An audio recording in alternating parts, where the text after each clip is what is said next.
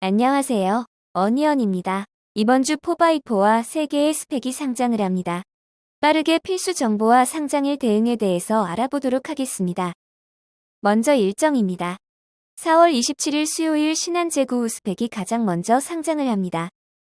그리고 4월 28일 목요일 4x4와 신형제7호 스펙이 동시 상장을 합니다. 그동안 스펙 상장은 있었지만 일반 기업의 상장은 매우 오랜만입니다. 그리고 5월 2주차가 될 때까지 일반 공모주의 상장은 없기에 스펙과의 동시 상장이지만 4x4에게는 그리 나쁜 상황이라고 할 수 있습니다. 마지막으로 4월 29일 금요일 상상인재사무 스펙이 상장을 합니다. 이어서 우리 사주조합 실권을 확인해 보도록 하겠습니다. 지난 4x4의 공모에서 우리 사주조합에 배정된 주식은 없습니다. 그리고 스펙은 합병을 목적으로 하는 특수회사로 직원이 없기에 우리 사주조합이 없습니다. 그에 따라 실권이 발생할 수 없었습니다. 4x4의 청약은 44만 3,742명이 청약에 참여하였습니다. 그러나 균등 배정 주식 수가 0.5밖에 되지 않았기에 최종 4x4의 주식을 배정받은 분들은 26만 2,043명밖에 되지 않습니다. 청약에 참여하신 분들 중 59.05%만 주식을 배정받은 것입니다. 최종 유통 물량을 알아보도록 하겠습니다. 4x4의 기관 투자자 수요 예측 경쟁률은 1846.31대 1로 매우 높은 편을 기록하였고 의무 보유확약은 수량 기준 55.52%를 기록하였습니다. 높은 경쟁률과 높은 의무 보유 확약 신청, 많은 투자자분들이 안정감을 느낄 수 있는 수요 예측 결과였습니다. 특히 의무 보유 확약이 매우 높은 수준이라 기대가 되지만 실제로 얼마나 배정됐는지가 더 중요합니다. 최종 의무 보유 확약 배정된 내역을 살펴보면 신청 수량보다 매우 높은 84.87%의 확약을 기록하였습니다. 높은 의무 보유 확약 신청 비율이었기에 신청한 만큼만 배정되어도 꽤 괜찮다고 생각했는데 수요 예측 당시 의무 보유 확약 신청보다 무려 153%가 더 배정된 것입니다. 지난 엔캠의 실제 배정과 비교해보면 엔캠은 수요 예측 당시 매우 높은 64.45%의 의무 보유 확약을 기록하였습니다. 그리고 실제 배정도 높게 배정되어 최종 83.89%의 최종 배정을 기록했습니다. 하지만 4x4의 최종 배정 비율 84.87%보다 조금 낮은 기록이기에 4x4의 결과가 얼마나 좋은 것인지 알 수 있습니다. 기간별 의무 보유 확약 배정을 살펴보면 단기인 15일은 9.97%, 1개월이 6.81%이고 장기인 3개월이 가장 많은 53.08%를 차지하였습니다. 6개월 의무 보유 확약 배정도 많은 편인 15.01%입니다. 장기인 3개월, 6개월 의무 보유 확약 배정만 합해도 68.09%로 매우 높습니다. 단기간보다 장기간의 의무 보유 확약 배정이 많은 것은 질적 측면이 우수한 것을 의미합니다. 4x4의 공모가 17,000원 기준 상장 시가총액은 1,738억 원입니다. 상장일 유통 가능한 기존 주주가 있지만 지분이 아주 많은 편은 아닙니다. 의무 보유 확약이 대폭 배정됨에 따라 상장일 유통 물량은 이전 20.66%에서 크게 줄었습니다. 의무 보유 확약이 배정된 상장일 유통 가능한 최종 비율은 9.61%이고 시가총액을 반영한 유통 가능 금액은 167억 원입니다. 4x4의 상장일 최종 유통 가능 금액은 오토엔보다 아주 조금 많은 수준입니다. 올해 상장한 일반 종목 중 G2파워 오토엔보다 많고 유일로보틱스, 공구음원보다는 적은 수준입니다. 주체별 유통 물량을 알아보겠습니다. 상장일 매각 가능 주체별 비율을 살펴보면 해외 기관이 가장 적은 1.73%, 기존 주주가 34.36%, 국내 기관이 18.70%입니다. 의무 보유 확약이 대폭 배정되면서 상장일 매각이 가능한 기관 투자자들의 비율은 매우 작아졌습니다. 오히려 일반 청약자가 가장 많은 45.22%를 차지하고 있습니다. 상장일 주가는 기존 주주와 일반 청약자의 매도 타이밍에 따라 변화가 있을 것으로 보입니다. 공모가 기준 주체별 유통금액을 살펴보면 해외 기관이 3억 원으로 가장 적습니다. 기존 주주가 57억 원, 공모 주주 전체가 110억 원입니다. 상장일 유통 물량은 적은 편입니다. 4x4와 비슷한 유통 물량 종목의 성적을 알아보도록 하겠습니다. 올해 상장한 종목 중 유통 물량 100억 원대, 200억 원대 초반의 상장일 성적을 살펴보면 G2파워 유일로보틱스는 시초가가 100% 상승한 상한가를 기록했습니다.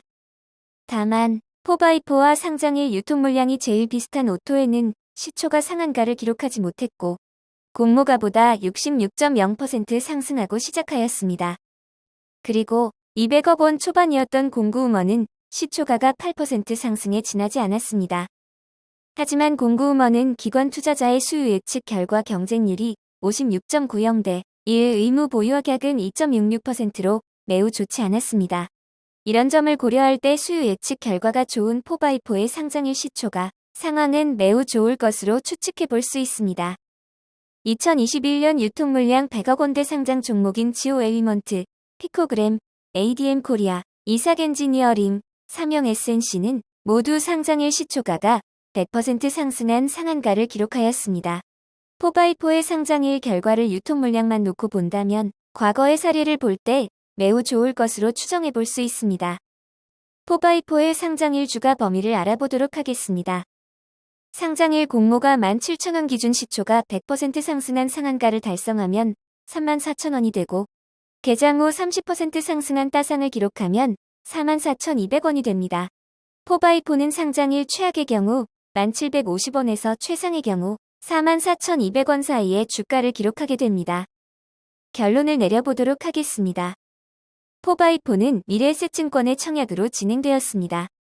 청약 당시 경쟁률이 매우 높은 7,526.74대 1이었습니다. 미래에셋증권은 청약 수수료 2,000원이 있습니다.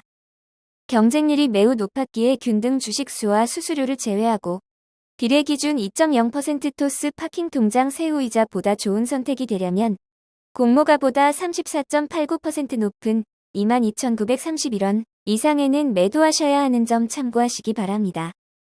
4x4의 상장일 유통 가능 금액이 167억 원으로 작은 편이고 기존 주주가 차지하는 비중도 57억 원으로 그리 크지 않습니다. 올해 상장 종목 중 세 번째로 적은 유통 물량이고 당분간 일반 종목의 공모주 상장이 없는 것도 큰 장점입니다. 기관 투자자 수요 예측 결과도 매우 좋기 하기에 좋은 결과가 예상됩니다. 8시 40분부터 나타나는 시초가 호가는 개장 전까지 언제나 취소할 수 있고 변경이 가능하지만 초기 주가를 결정짓는 가장 중요한 정보인 것은 사실입니다. 중요한 것은 8시 40분에 보여지는 상한가 잔량보다 추이입니다. 8시 40분부터 9시까지 매수 호가가 지속적으로 늘어난다면 시초가 매매보다 개장 후 매매가 좋을 확률 매우 높습니다. 상장일 진행되는 상장일 라이브에서 추이 그래프를 확인하실 수 있습니다. 유일로보틱스처럼 안정적으로 동시호가 시간의 자금이 지속적 유입되었던 상황에서도 비록 개장 후 따상 기록 후 바로 하락하였지만 곧 상승을 하여 끝날 때까지 따상을 유지했던 사례가 있습니다. 그리고 상장 2일차에 최고 11.7%까지 추가 상승을 하였습니다. 추가적으로 G2파워의 사례를 살펴보도록 하겠습니다. G2파워는 유일로보틱스처럼 지속적으로 크게 늘어나지는 않았지만 동시호가 시간 매수 잔량이 1조 원을 넘었었습니다. 그러나 개장 직후 따상 가격인 42,600원 쌓인 매수 잔량은 별로 없었고 이후 급락 후 이번 정도 다시 상한가를 회복하기도 하였지만 장막판에 크게 급락했던 사례도 있습니다. 이제 과거의 사례를 바탕으로 상황별 대응 전략을 알아보겠습니다. 만약 시초가 상한가를 기록하지 못한다면 어떻게 할까요? 오토엔과 풍원정밀의 참고 사례가 될 수 있을 것 같습니다. 여러 면에서 상황이 좋았던 오토엔도 시초가 상한가를 기록하지 못했고 이후 시초가보다 호가가 떨어졌지만 9시 57분 상한가를 기록하고 상승세를 이어갔습니다. 유통물량이 많은 편이었던 풍원정밀도 시초가 상한가를 기록하지 못했고 이후 호가가 더 떨어졌지만 10시 44분에는 고가를 기록한 사례가 있습니다. 과거의 상황을 보면 동시호가 상한가의 확률은 매우 높은 88%로 볼 수 있습니다. 4x4의 시초가 이처럼 상한가 가능성이 높지만 만약 시초가 상한가를 기록하지 못한다면 시초가 매도보다는 기다리는 것이 결과가 더 좋았음을 참고할 수 있을 것 같습니다. 시초가가 상한가를 기록하던 하지 못하던 현재의 상황에서는 시초가 매도보다 개장 후 매도하는 편이 더 유리할 것 같습니다. 초반 상한가를 기록할 확률도 매우 높습니다. 다만 지속적으로 상한가를 유지하는 것은 쉽지 않은 일입니다. 과거의 사례로는 38% 정도만 시초가를 상한가로 마감하였습니다. 상한가가 유지된 상태로 1일차가 마감될 경우 2일차 초반에 매도한다면 1일차 매도보다 더 높은 수익을 올릴 수 있습니다. 평균으로 보면 다산 가격보다 9.7%보다 높은 수익률을 기록하였습니다. 앞에서 4x4만 중점적으로 이야기 드렸지만 이번 주는 3개의 스펙도 함께 상장합니다. 스펙도 빠르게 알아보도록 하겠습니다. 올해 상장일 스펙 성적을 살펴보면 대체로 상장 규모와 상장일 성적이 매우 큰 관계가 있었습니다. 올해 상장일 성적이 가장 좋았던 입스 스펙 17호가 가장 유통물량이 적었던 점도 주목해볼 만합니다. 그러나 그 다음으로 유통물량이 적었던 SK증권 7호 스펙의 결과가 입스 스펙 17호에 비하면 결과가 좋지 않았기에 상장일 스펙 성적은 종잡을 수 없는 것 같습니다. 그럼에도 상장일 유통물량이 적으면 적을수록 좋은 성적을 올릴 수 있는 환경은 되는 것 같습니다. 이번 주 상장하는 신한제구 스펙, 신영제7호 스펙, 상상인제 3호 스펙 중 신영제7호 스펙에만 청약 수수료 2,000원이 있었습니다. 신한제구 스펙은 의무 보유하격이 27.10%였지만 실제 배정은 40.22%가 되면서 상장일 유통 가능한 물량이 크게 줄었습니다. 상장일 유통금액은 56억 원 수준으로 최근 상장한 키움 제6호 스펙보다 적게 되었습니다. 파킹 통장에 보관하셨던 것보다 청약한 게 나은 선택이 되려면 2,090원 이상에 매도하셔야 합니다. 신형 제7호 스펙은 상장 주식 수화 규모는 신한제구 스펙보다 컸습니다. 그러나 29.09%가 신청되었던 의무 보유하격이 60.50%로 대폭 배정됨에 따라 상장일 유통금액이 46억 원이 되었습니다. 올해 가장 작았던 입스 제17호 스펙보다 상장일 유통물량이 적은 것입니다. 그리고 신형 제7호 스펙은 수수료가 있었기에 청약 경쟁률이 제일 낮은 282.82대 1을 기록하였습니다. 청약 수수료를 제외하고 파킹 통장에 보관하셨던 것보다 청약한 게 나은 선택이 되려면 2,052원 이상에 매도하셔야 합니다.